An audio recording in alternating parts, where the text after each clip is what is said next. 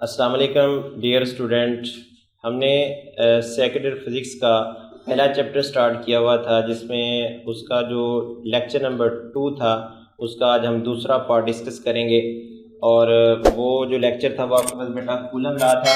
First part में हमने discuss किया था कि जो इलेक्ट्रोस्टैटिक फोर्स है ना, वो हमने उसका फार्मूला ड्राइव किया तो उसकी मैथमेटिकल फॉर्म ड्राइव की थी, और वो ये थी आपके पास F = 1/4πε0 Q1 Q2/r²। आज हम बेटा इसी कूलम लॉ से हम साबित करेंगे कि ये जो इलेक्ट्रोस्टैटिक फोर्स है या ये जो कूलम फोर्स है, ये बेटा आपके पास एक म्यूचुअल फोर्स है, ये साबित करना है। और दूसरी बात हमने ये देखनी कि दो चार्जेस के दरमियान ये हम फोर्स लेते हैं रिपल्शन या अट्रैक्शन की, वो हमने देखना है कि अगर हम इन चार्जेस के दरमियान अब मीडियम रखें। देखिए, अब पहले हमने मीडियम नहीं रखा था, फ्री स्पेस के लिए थी, इसके दरमियान कोई चार्जेस के दरमियान चीज़ मौजूद, तो ये वाला फार्मूला बनता था। तो अगर हम उनके दरमियान मीडियम रखें तो क्या फ़र्क पड़ेगा इस फोर्स पे, वो हमने दूसरे नंबर पे देखना। तो पहले हम देखते हैं बेटा कि कूलम फोर्स म्यूचुअल फोर्स है या नहीं है, ये हमने साबित करना है। तो बेटा पहले बता दूं कि कूलम फोर्स या इलेक्ट्रोस्टैटिक फोर्स एक बेटा म्यूचुअल फोर्स है। लेकिन पहले म्यूचुअल फोर्स क्या होती है बेटा? ऐसी फोर्स म्यूचुअल फोर्स होती है या ऐसी फोर्सेस म्यूचुअल फोर्स होती हैं, ठीक है, जिनकी बेटा मैग्नीट्यूड सेम हो और डायरेक्शन बेटा उनकी क्या हो, अपोजिट हो। वो जो आपके पास फोर्सेस होती हैं वो बेटा याद रखना आपस में क्या होती हैं, म्यूचुअल फोर्स होती हैं। क्या होती हैं बेटा? Mutual force. फिर देख लें कि ऐसी फोर्सेस जिनकी मैग्नीट्यूड सेम लेकिन डायरेक्शन उनकी क्या अपोजिट हो, वो फोर्सेस आपस में क्या होती हैं, म्यूचुअल होती हैं। क्या होती हैं बेटा? म्यूचुअल। तो हमने भी साबित करना है यहाँ पे क्या वाकया ही कूलम फोर्स एक म्यूचुअल फोर्स है। तो अगर है तो अभी बेटा हम उसको साबित करेंगे। जरा गौर कीजिए, बड़ी सिंपल सी चीजें हैं, इसमें कोई मुश्किल बात नहीं है। तो जरा चेक कीजिएगा बेटा, हम चेक करते हैं। तो देखें, हमने दो सेटअप लिए बेटा, एक चार्ज Q1 लिया, दूसरा Q2 लिया। तो पहले हम इस केस बनाएंगे कि फर्स्ट चार्ज सेकंड चार्ज पे जो फोर्स एग्जर्ट करेगा वो क्या होगी। तो बेटा फर्स्ट चार्ज सेकंड पे जब फोर्स लगाएगा, और एक बात बोल के इनके दरमियान जो डिस्टेंस है वो आ रहा है, तो वो जो फोर्स होगी वो आपके पास होगी F21। वो फोर्स बेटा कौन सी आपके पास? F21। According to this formula जब मैं ये वाली फोर्स लिखूंगा बेटा, जो फर्स्ट चार्ज एग्जर्ट करेगा सेकंड चार्ज पे, और वो बेटा आपके पास बन जाएगी F21 is equal to 1/4πε0 Q1 Q2 r²। और बेटा इस फोर्स की डायरेक्शन बताने के लिए हम क्या यूनिट वेक्टर इस्तेमाल करेंगे, और वो आपके पास क्या होगा? 21 यूनिट वेक्टर। लेकिन अब देखें, कन्वेंशनली हमने बेटा क्या किया है, दोनों पॉजिटिव चार्ज लिया है। जब पॉजिटिव चार्ज हो तो एक दूसरे को क्या करते हैं, रिपेल करने का मतलब है कि अब हम फर्स्ट चार्ज की फोर्स सेकंड पे लगा रहे हैं, यानी फर्स्ट सेकंड पे लगा रहा है, तो जब रिपेल करेगा तो उसकी डायरेक्शन यही बनी। ठीक है बेटा, तो इसीलिए हमने इस फोर्स की डायरेक्शन ऐसे बनाई क्योंकि ये दोनों एक दूसरे को रिपेल कर रहे हैं। ठीक है बेटा, उसके बाद इसको हम इक्वेशन नंबर क्या कह देंगे? 1। और नेक्स्ट देखें, दूसरे केस में हम क्या करेंगे कि अब सेकंड चार्ज उतनी ही मैग्नीट्यूड की फोर्स बेटा किस पे लगाएगा? First charge. किस पे लगाएगा? फर्स्ट चार्ज पे। अब देखिए, सेकंड फर्स्ट पे लगा रहा है, इसलिए वो आपके पास क्या होगी? F12। तो फिर हम बेटा यहाँ पे इसी इक्वेशन के मुताबिक ये फोर्स का फार्मूला बनाएंगे कि F12 फोर्स आपके पास बराबर हो जाएगी 1/4πε0 Q1 Q2/r²।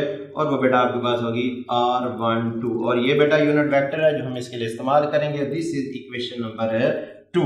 अब देख लें, ये डायरेक्शन कैसे यूनिट वेक्टर आपकी बताएगा, यही डायरेक्शन होगी। कैसे बेटा? क्योंकि दोनों कन्वेंशनली हमने चार्ज पॉजिटिव लिए हैं। आप दोनों अपोजिट भी ले सकते हैं, लेकिन मैंने दोनों क्या लिए हैं? पॉजिटिव। और पॉजिटिव चार्ज है तो एक दूसरे को क्या करेंगे? रिपेल करने का मतलब है अब सेकंड फर्स्ट पे लगा रहा है तो इसी तरफ रिपेल करेगा, तो इसकी डायरेक्शन ये बनेगी। अब आप क्या, अकॉर्डिंग टू फिगर, ठीक है बेटा, या according to Newton third law of motion, अभी हमने कहा कि जितनी फर्स्ट चार्ज सेकंड चार्ज पे फोर्स लगाएगा उतनी बेटा सेकंड फर्स्ट पे लगाएगा। ये दोनों फोर्सेस मैग्नीट्यूड में तो इक्वल है, लेकिन डायरेक्शन में एक दूसरे के क्या अपोजिट है। तो जब मैं डायरेक्शन की बात करूंगा तो मैं यूनिट वेक्टर लिखूंगा, लेकिन दोनों डायरेक्शन में अपोजिट है। अपोजिट का मतलब है कि दोनों के यूनिट वेक्टर तो आपस में बराबर होंगे क्योंकि मैग्नीट्यूड इनकी सेम है, लेकिन बेटा इनकी डायरेक्शन अपोजिट है, एक इस तरफ लग रही है, किस तरफ लग रही है, इसलिए मैं इनके साथ क्या लगा दूंगा, माइनस। तो इसी चीज को यानी जहां पे R2 1 यूनिट वेक्टर होगा उसकी जगह फिर मैं क्या पुट कर सकता हूं, -R1 2 यूनिट वेक्टर, और वो मैं किस इक्वेशन में पुट करूंगा बेटा, इक्वेशन नंबर 1 में। तो आपके पास जो इक्वेशन 1 होगी वो आपके पास बन जाएगी सिंपली बेटा, अगर मैं लिखूं यहाँ पे मैं लिखना चाहूँ तो लिखूंगा equation 1 F21 is equal to 1/4 pi epsilon not Q1 Q2 over R का स्क्वायर।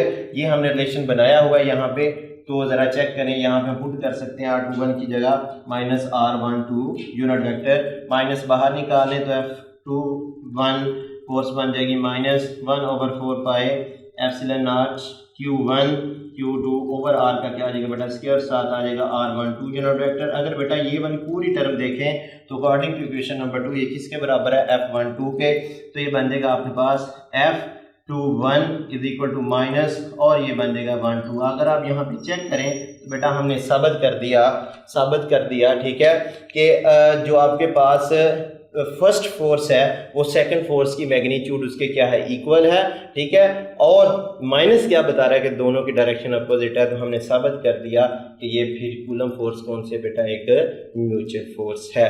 पहली बात यहाँ पे हमारी कंप्लीट होगी। अब हम बेटा दूसरे इसके टॉपिक की तरफ मूव करते हैं कि अगर अब हम क्या करें बेटा कि इन दो चार्जेस के दरमियान अगर हम मीडियम रख दें तो इसी फोर्स, ये जो हम फोर्स निकाली हमने पीछे मीडियम के बगैर, तो इस फोर्स पे क्या फ़र्क पड़ेगा। तो बेटा पहले मैं आपको बात बता दूं कि जो मीडियम लेने जा रहे हैं, जो चार्जेस के दरमियान रखेंगे, वो जो मीडियम हमने लेना है वो इंसुलेटिंग मीडियम होगा। कौन सा मीडियम होगा बेटा, इंसुलेटिंग मीडियम। और इस इंसुलेटिंग मीडियम को कहते हैं बेटा डाई इलेक्ट्रिक। क्या बोलते हैं बेटा, डाई इलेक्ट्रिक।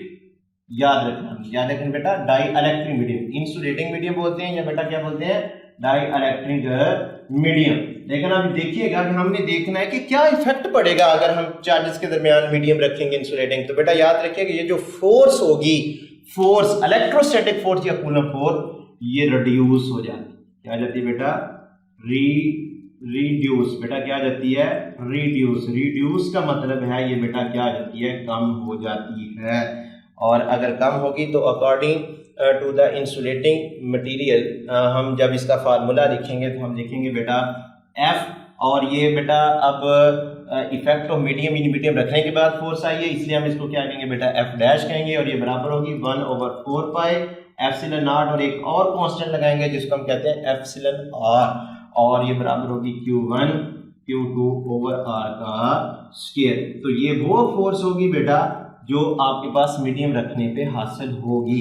और एक और बात देखें कि असल में हमें पता कैसे चला हमने मीडियम रखा, तो ये जो फैक्टर आपको नजर आ रहा है एप्सिलॉन R, इसकी वैल्यू हर मीडियम के लिहाज से डिफरेंट होती है, मुख्तलिफ होती है। इसी की वैल्यू से हमें पता चलता है कि जब हम रखते हैं मीडियम को, मुख्तलिफ मीडियम्स को, इंसुलेटिंग मीडियम्स को, इनके दरमियान, चार्जेस के दरमियान, तो फोर्स क्या होती है, रिड्यूस होती है, कम होती है। और अभी हम इसको साबित भी करेंगे, ठीक है। लेकिन उससे पहले हम थोड़ा सा इसको जान लें, व्हाट इज एप्सिलॉन R। ये एप्सिलॉन R क्या है, तो बेटा याद रखिएगा, दिस इज एप्सिलॉन R। इसको हम कहते हैं बेटा रिलेटिव परमिटिविटी। क्या कहते हैं बेटा, रिलेटिव परमिटिविटी। इसको हम बेटा रिलेटिव परमिटिविटी कहते हैं, और इसका दूसरा नाम होता है डाई इलेक्ट्रिक कांस्टेंट। क्या बोलते हैं बेटा, डाई इलेक्ट्रिक कांस्टेंट। इसकी डेफिनेशन हम बाद में करते हैं, जरा आगे हम साबित कर लें कि इंसुलेटिंग मीडियम रखने से ये जो फोर्स है इंसुलेटिंग मीडियम वाली, इस पे क्या असर पड़ेगा, ये रिड्यूस होगी, कैसे होगी। तो बेटा हम क्या करेंगे, देखें सिंपल इसी क्वेश्चन को हम लेकर चलते हैं। क्या है कि अगर आपके पास F डैश है तो यहाँ से एप्सिलॉन R को अगर हम बाहर निकाल लें तो ये आपके पास बचेगा simple 1/4 pi epsilon not Q1 Q2 over R का स्क्वायर। अगर आप इस चीज को चेक करें तो ये सारी की सारी चीज फोर्स के बराबर नहीं आ रही, और ये वो फोर्स कौन सी थी जब हमने चार्ज के दरमियान कोई मीडियम नहीं रखा था, ये भी याद रखें। तो F dash is equal to 1/एप्सिलॉन R, और साथ बेटा क्या आ गया F।